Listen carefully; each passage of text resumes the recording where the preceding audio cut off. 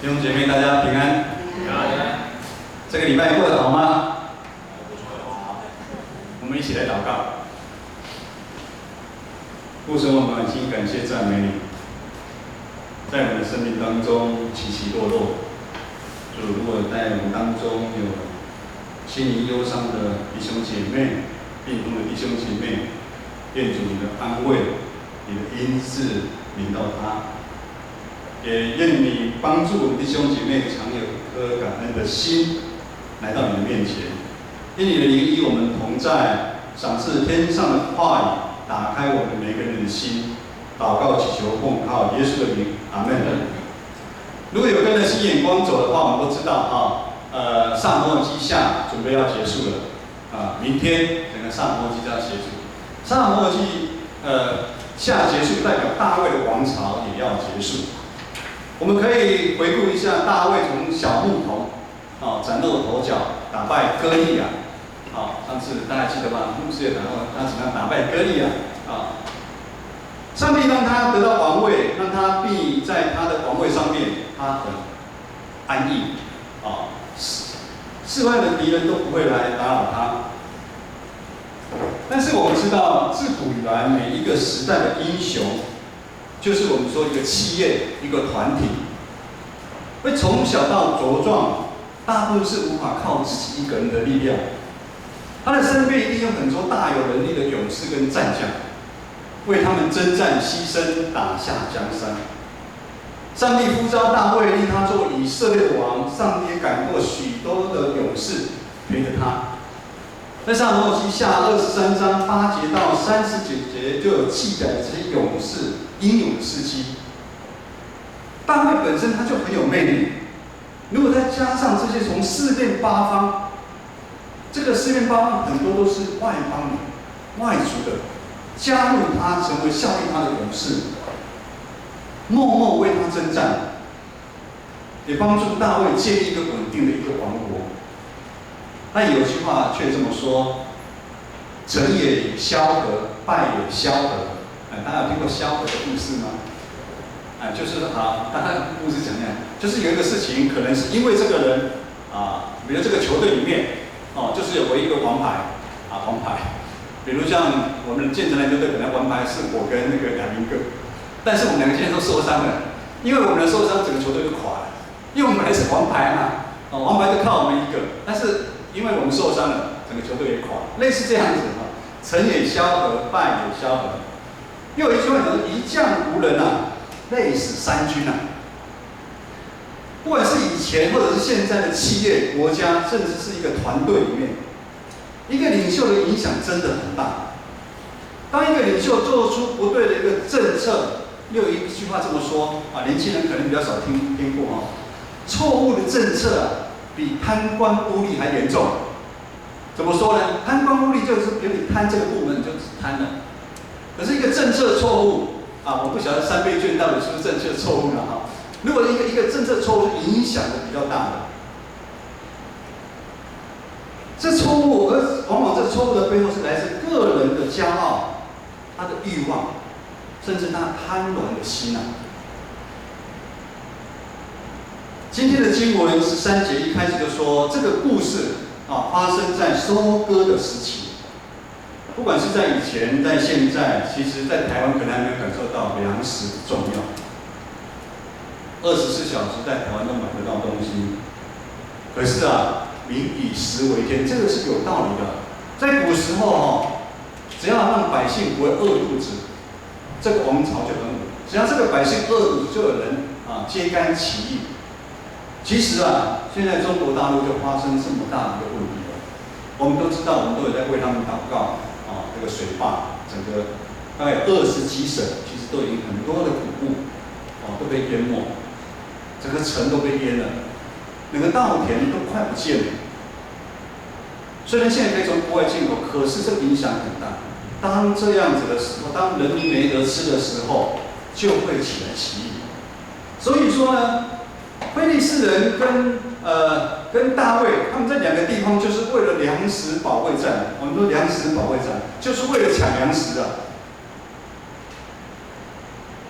而这个地点呢，有一个地方叫伯利恒伯利利人是一个小镇啊。如果大家看圣经呢，是那个亚杜兰洞，亚杜兰洞是那个一个地方，就是那个大卫他们现在的地方啊。那非利士人他们在另外一边，这个一边有一个叫伯利恒，伯利恒现在也是非利士人所占领。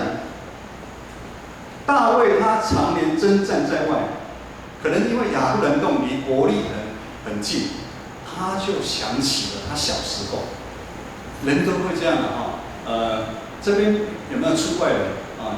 离乡背景来到台北打拼的人，请举手一下。只有一位是离乡背景牧师也是离乡背景等一下来讲一下他突然就想起伯利恒那个城边那口井，可能他们小时候因为水很重要，我们没办法没有一天没有水牧师小时候住在金门那个小岛上面，我们那个小岛没有自来水，金门是一个雨很少的一个地方，所以我们就好几户人家就挖了一口井。那口井做什么用呢？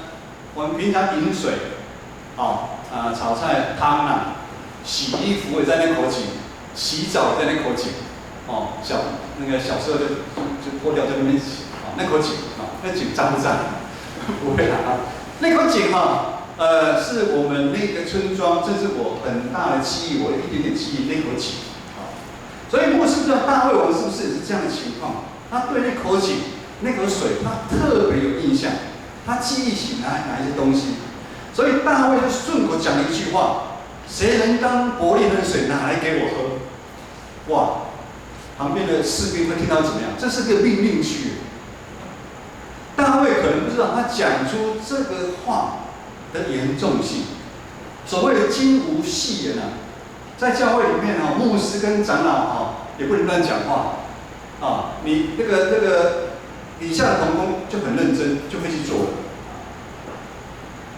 他难道不知道这时候的伯利恒有很多的非利士的军兵部首，要到伯利恒那边去拿水，其实是很找死的一个动作。难道大卫就为了自己的私心，想喝那口水，就牺牲部下的生命吗？我们圣经有往下看就知道，有3个勇士，没有名字。这3个勇士为了满足大卫的需要，他们不顾性命往前就冲，杀到伯利恒去这个好像大家应该也很那个画面，就杀过去。虽然我们知道故事的结局，这个3个勇士好像去，他们都没发现，然后他就走了就把水拿来给大卫喝。我觉得那个有点戏剧性一般正常应该没有那么容易没那么容易。但是这3位勇士的精神绝对值得我们来学习。但我们会没办法了解是，今天他们往伯利恒去拿水，并不是因为以色列军队缺水。如果现在以色列军队缺水，那我们就杀过去抢水，对不对？而却是大卫王他自己一个很过大的一个欲望，让他失去了理性。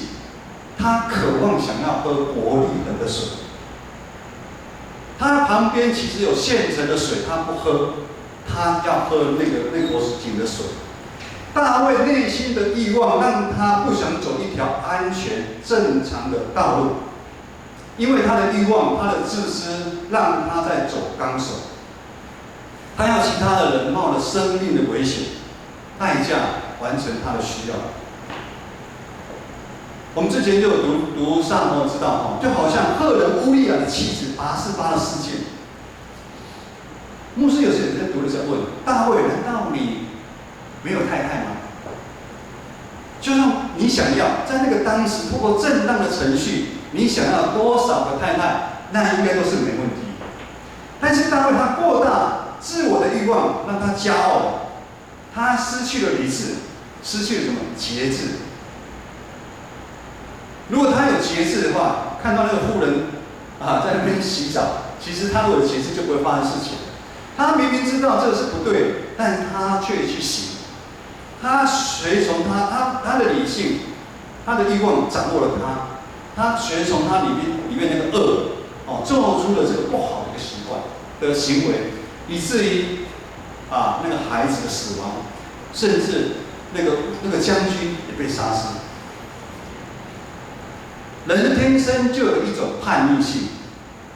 我们看亚当夏娃，上帝在乐园里面跟他们交代，就说某某的果子就不能吃，可是他们就是要去吃。神学家奥古斯丁他讨论，他了解说，人类天生有一个叛逆性。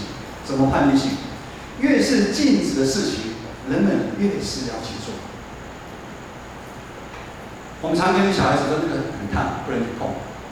转过身，他就去碰。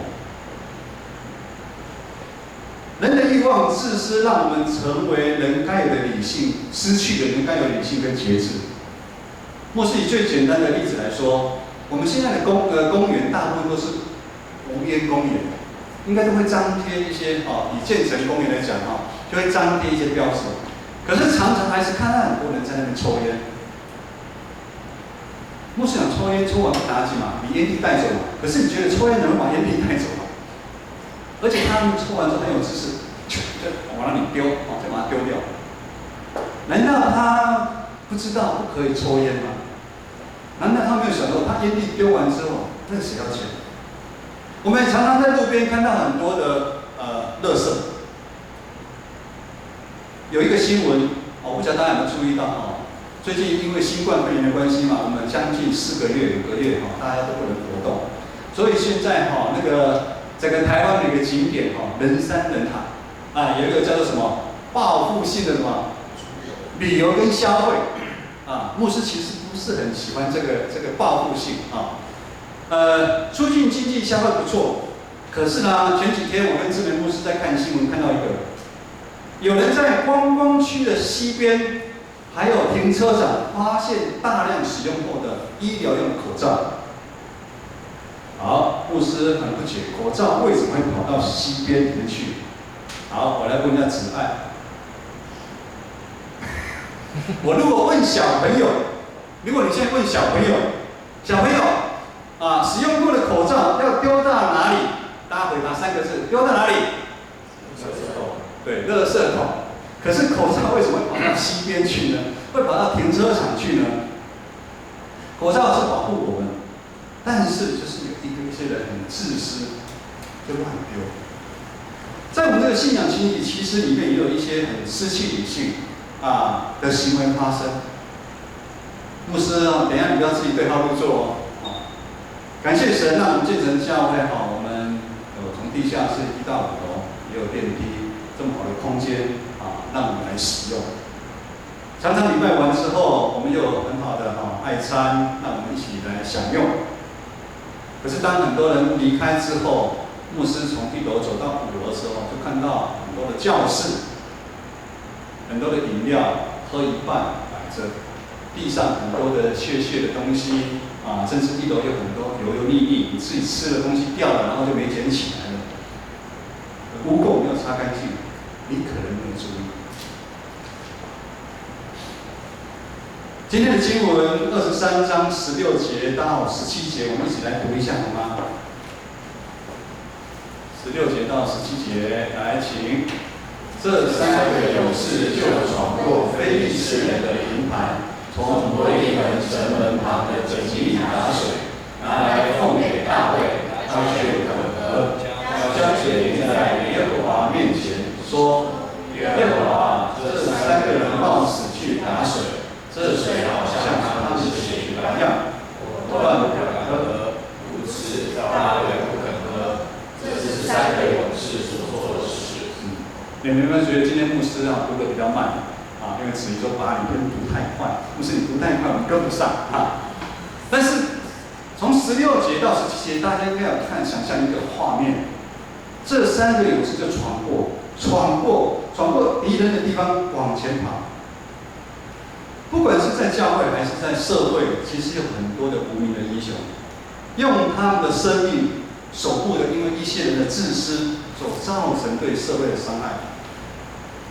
牧师的弟弟在工商时间牧师的弟弟住在南投一个乡下他早年20几年前他本来在桃园一个工业区，后来迁到南投去。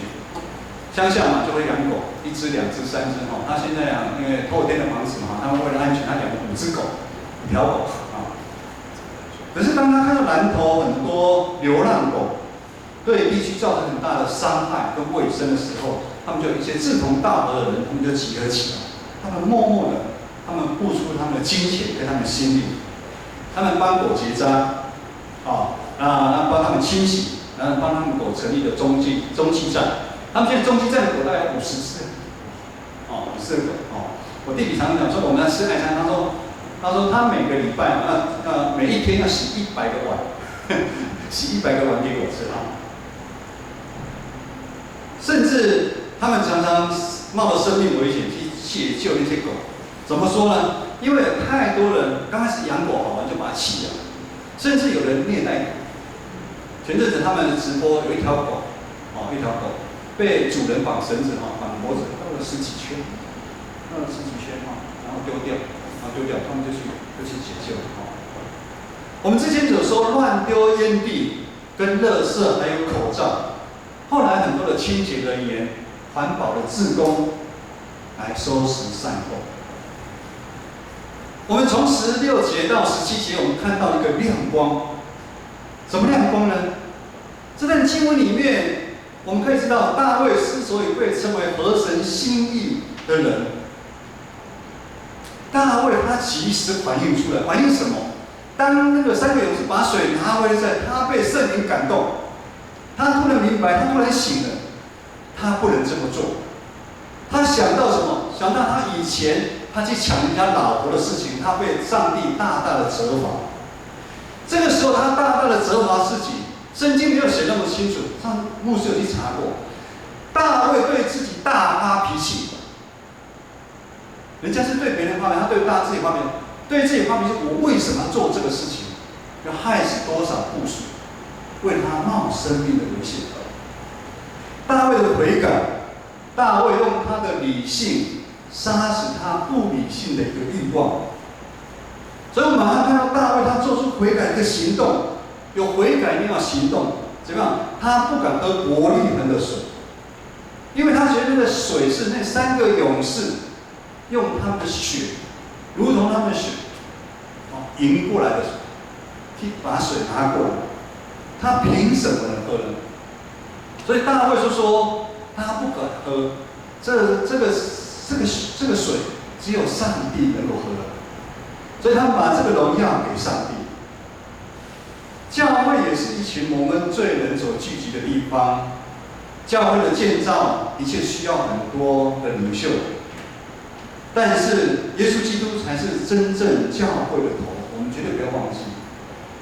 我们都只是一个肢体，肢体要是健全，教会自然就健康。我们很多牧师常在私底下聚集的时候，我们都分享每个教会的情况。有的牧师压力非常的大，因为现代人很强调就是要成长，希望教会能够快速成长，就像企业一样，每一年要成长多少？不管是聚会人数的成长、事工活动的成长，以及经常会收入的一个成长，这些外在很明显看得到的，以至于这些牧者在分享说，他们常常一个策略的方法用没有效的时候，马上用另外一个方法，以至于同工们，大家忙得如同苍蝇，每一个人来到教会会觉得好累，好累。但是想到要让教会茁壮成长，大家又很喜欢。但是呢，快速成长不见得是好事。牧师有一次看一篇杂志，里面有个医生写的一个专栏，他说人的器官就像小孩子长大慢慢成长。可是，在青春期，我看到一个孩子突然抽高之后，他变得很瘦，可是他的肉会慢慢补回来。他说，我们的身体器官里面只有一个东西会快速成长，有没有人知道？2个字，1、2、3。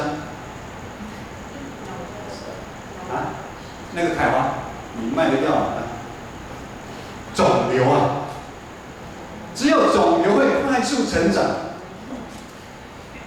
我们感谢主，我们的那个秋玲姐她礼拜1开刀她的那个肌瘤癌开刀，然后礼拜四出院，今天有人到教会。那天牧师去马街院跟他聊的时候，因为秋玲姐给大家很健康啊，她就环岛骑自行车。他说，当他发现那个东西的时候，是那块东西，他不以为意。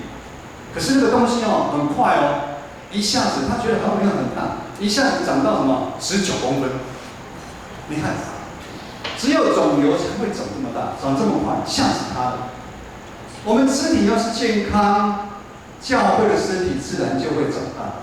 所以牧师这样喜欢的，反而是我们每一个肢体都可以成为那默默付出的无名英雄，为教会、为上帝的国的名在征战。我们也会知道，在这个征战的过程当中不容易，可能会有很多的征战，可能会有很多的攻击，甚至台语有一句话讲说啊，老吗？我们听到老吗？你做了很多的事情还被人家嫌，甚至没有人知道说啊哪一样事情是谁做的。但是牧师要跟你说，上帝都知道。上帝他很爱我们，我们如血般奉献的拿来的水来奉献给他。在这3年牧师来建成教会3年的中间，我们教会就是朝着这个方向在努力。牧师有没有感受到？你觉得教会的气氛越来越好，甚至在做礼拜你享受到这个美好的空间庄严的礼拜，以及很多的团契。以前你不想去，你现在很想去，因为你觉得在团契里面，你的属灵生命得到很大的一个喂养。事工也很多人在参与，投入在当中。像我们昨天跟今天，牧师也很期待我们有儿童主日学的亲子生活营，听说办得非常好。但是这个当中有很多默默的人，他们事先的付出在当中。甚至我们很多弟兄姐妹，你只要有病痛，其实很多的弟兄、很多的长辈都在关心为你祷告。很多长辈常跟牧师说：“牧师，我们现在已经走不太动了，没办法再像以前去医院探访。但是我们会祷告，我们会按照周报提的，我们会提名一个一个帮你祷告。教会的进步，或者是我们的改变，天底下绝对没有白吃的午餐。这一切都是这3年来，很多教会越来越多人加入这个无名英雄的行列。为了肢体的健壮，很多人委身服侍在当中，默默的出钱出力，任劳任怨，甚至这个当中学习忍耐。为什么？还是有一些人有如同大卫一样，被他的不理性所困扰。他常常看到教会很多事情，他还会批评。就像牧师上礼拜讲的，在第一堂第一堂礼拜完之后，我有在跟长辈说，因为很多的长辈，也有长辈就在那边说这家说，为什么这个桌子好好的又换新的？我们下面桌子换新的吗？你知道他讲这句话伤了多少人啊？原来的桌子太重，很多东西有点坏掉，不小心会掉下来砸到人家的脚而且我们下面的桌子是我们做那个老人事工，政府经费完全全部补助。也就是说，常常很多东西我们都不知道，我们就随口讲出来，伤害了很多我们的弟兄姐妹。但是我们在这个当中，我们这些默默无名的勇士，我们要在当中学习忍耐，彼此相爱的心。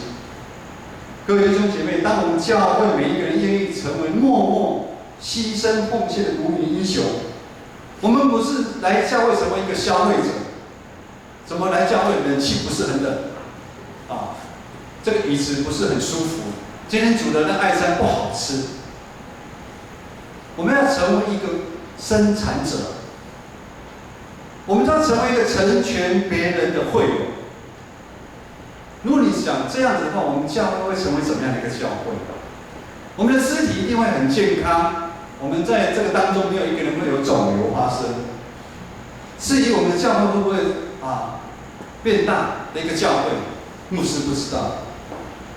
但是牧师可以确定的，当我们这样尽心尽性尽力这样做的时候，我们将为主征战的时候，我们就会如那3个勇士一样，怎么样？我们的名字会永远记在圣经当中。我想这个的荣耀，我不晓得大家有没有想过，当我们尽心为上帝在服侍的当中，为如那个英雄一样出生入死，将我们的全心献给我们主耶稣基督的时候，我们的名字会记在圣经当中。弟兄姐妹我们一同来做一个祷告。亲爱的主耶稣，我们知道我们有许多的软弱，当我们被不理性的私欲控制我们，引导我们走上一条不安全道路的时候，愿主你的圣灵提醒我们，让我们如同大卫王一样，我们及时的来悔改，我们及时的来懊恼，我们重新来到你的面前，成为你爱的儿女。感谢主耶稣基督，你十字架上的宝血，让我们有机会可以如同那3个无名的勇士一样，杀入敌营当中，把那个伯利恒的井水取回来，献给你。主，恳求你帮助我们不要小看我们年轻，也帮助我们不要小看我们的才情。主，我们知道你爱我们，你爱我们每一个人，也愿主你使用我们每一个人。我们要说主啊，我们在这里，主啊，愿你差遣我们，差遣我们。他的祷告是奉主耶稣名的求，阿门。我们一同来站立唱这首歌。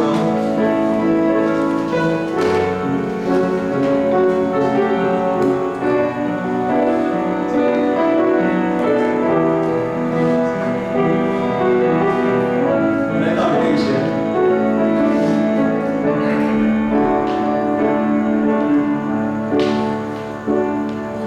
到你